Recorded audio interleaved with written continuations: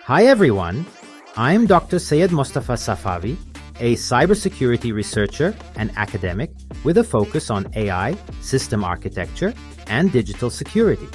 I'm joined by Sarah Johnson, a tech entrepreneur and strategist working across emerging technologies. In this podcast series, we combine academic insight and real-world practice to explore critical topics in tech and innovation. Whether you're a student, professional, or enthusiast, you'll gain a balanced perspective grounded in both theory and application. Make sure to subscribe, follow, and join us on this journey as we unpack the future of technology, one episode at a time. Welcome everyone. Let's get into the nuts and bolts of our discussion. File system management on Linux and the fundamental aspects of Unix systems. Sure thing. It's like we've got a virtual toolbox open here, right? What exactly are we looking at with file systems? Right. So, starting off with file system management, we're talking about hierarchical file systems, which it's like you have a tree-like structure for directories and subdirectories. And then we dive into file operations like creation, opening, closing, reading, and writing. That's interesting. And these are essential literally for every Linux-based activity, correct? Exactly. And then there's the directory structure and file paths that help, uniquely identify files on the system. Don't forget rights management, which ties in with distributed file systems. It's all got to work in tandem. Yeah, it's almost like a symphony of commands and permissions. And what about the activity component? I heard there's a practical exercise where you actually create a basic file system and perform file operations. Yep, that's spot on. The idea is to get hands-on experience. You simulate creating directories, manipulating file paths, and essentially managing the files as you'd see in Linux. That makes the theory much more tangible.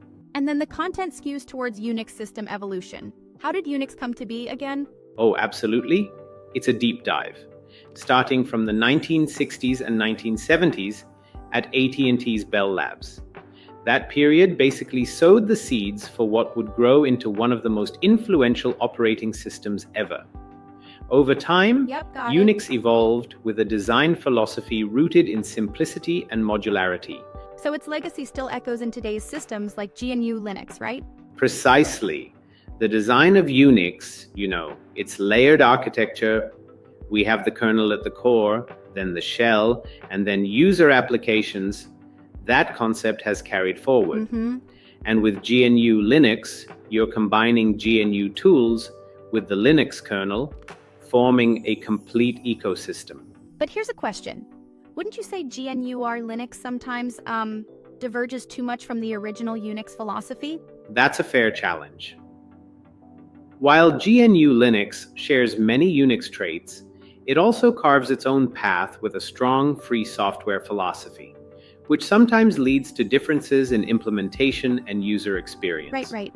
So, it's like evolving in parallel while keeping the core ideas intact. Fascinating. And speaking of the kernel, I understand that the Linux kernel, being modular, is a critical pillar. Yes, indeed. The Linux kernel is like the heart of the system, managing hardware, system calls, and processes. Its modular design allows it to adapt and be flexible. Exactly. And staying updated on kernel versions is super important. Every new release can mean performance boosts, improved security, or better compatibility. Yeah, keeping your kernel updated is much like fine-tuning your engine. So moving on a bit, what about the POSIX standard? Why is that a big deal? Great question.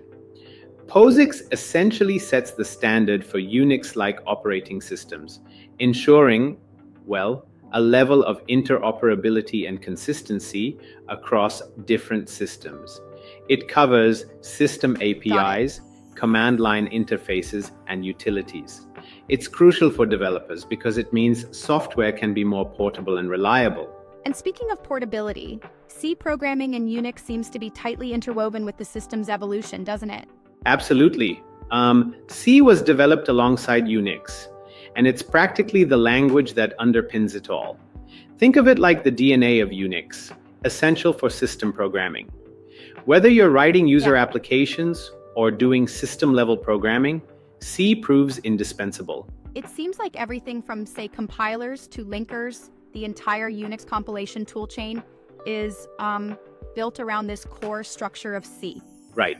We have crucial components like GCC for compiling, make for automating builds, and even debuggers and linkers. It's a comprehensive ecosystem.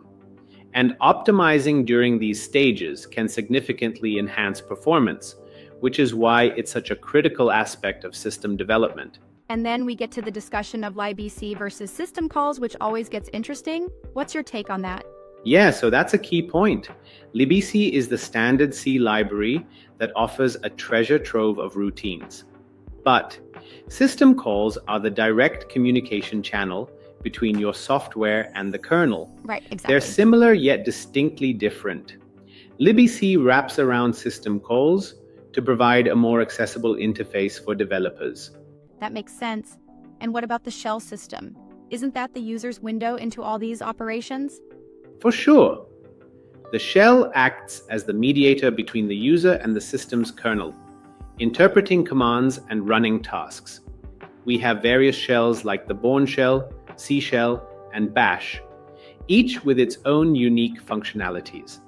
And with shell scripting, you can automate tasks, which is a huge efficiency booster. Definitely. And then there's the man command. It's almost like the built-in encyclopedia of the system, isn't it? Spot on.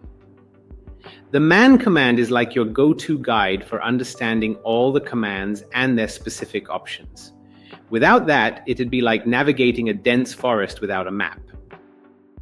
Yeah, exactly. Now, zooming in on basic Unix command syntax, I remember learning that it's all about command, options, and arguments. That's so streamlined. It really is. Basic commands like ls, cd, cp, mv, and cat are the bread and butter here. You combine them with options and arguments to perform tasks efficiently. Totally. And then, when you start combining them with pipes and redirection, the possibilities really open up. And don't even get me started on advanced commands, using grep with regular expressions. And then there's sed and awk for stream editing. Yeah, it's like using a fine-toothed comb to sift through data. You're literally transforming text on the fly. For example, using sed to replace cat with dog in a file, or swapping columns with awk. It's a whole new world once you move past the basics. Right, that's powerful stuff.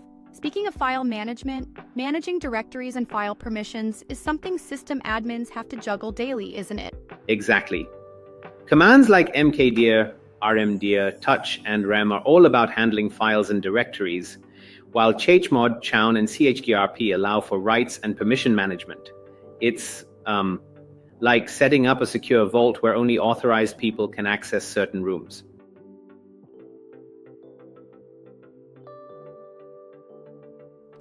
That's a neat analogy. And process management using ps, top, and kill is just as critical in keeping the system stable. Right. Not only do we manage files, but we also take care of environment variables like path and home, and tools to monitor and manage ongoing processes.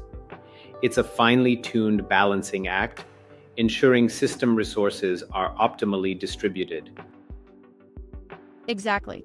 That brings us to networking commands, ensuring secure and effective communication. Could you, tell me more about that? Sure. Commands like ping, ifconfig, netstat, and SSH are fundamental. SSH, in particular, is like the security guard for remote access, ensuring encrypted connections. And tools like tcpdump help you monitor network traffic, which is vital for troubleshooting and ensuring security.